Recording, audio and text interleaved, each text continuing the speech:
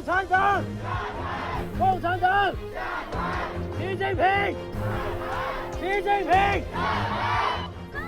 Demonstrators in Shanghai chanted such slogans in a rare display of rage against President Xi Jinping's government.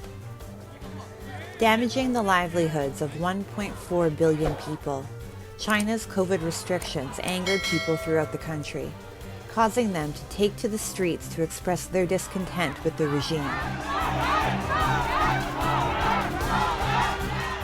From Zhengzhou in the Henan province to Guangzhou in South China, protesters took to the streets and called for President Xi Jinping to step down. Inspired by the bravery of the protesters in China, Chinese living on foreign soil also organized themselves to speak out against Beijing's policy of citywide lockdowns, mass testing, and enforced quarantines. Xi Jinping!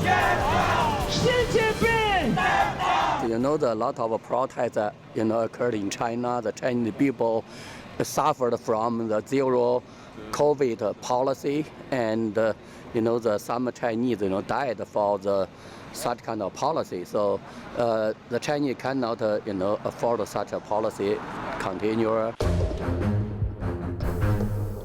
Following the widespread demonstrations inside and outside of China, several cities in the country announced the easing of lockdown regulations.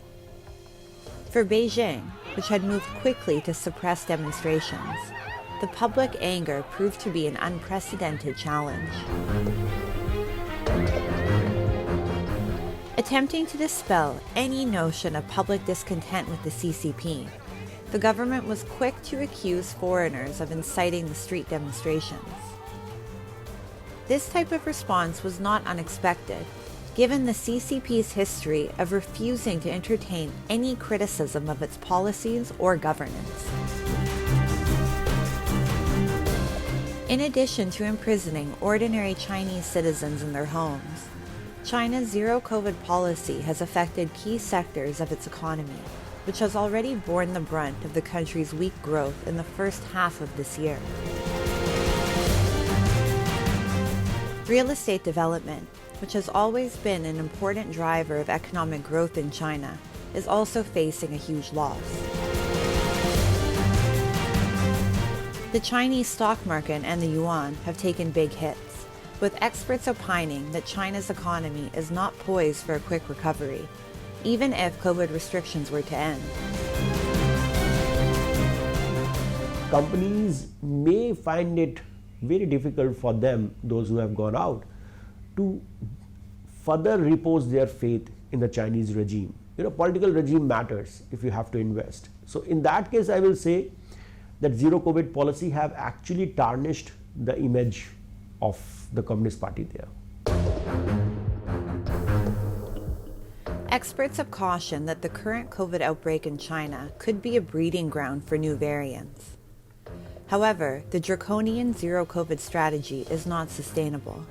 Earlier, UN health agency officials have said that measures to tackle COVID outbreaks should also show respect for human rights. China has clearly not heeded this advice in formulating its COVID management strategies. What is clear, however, is that ordinary Chinese citizens have reached their limit in tolerance of the CCP's attempts at total control of the population.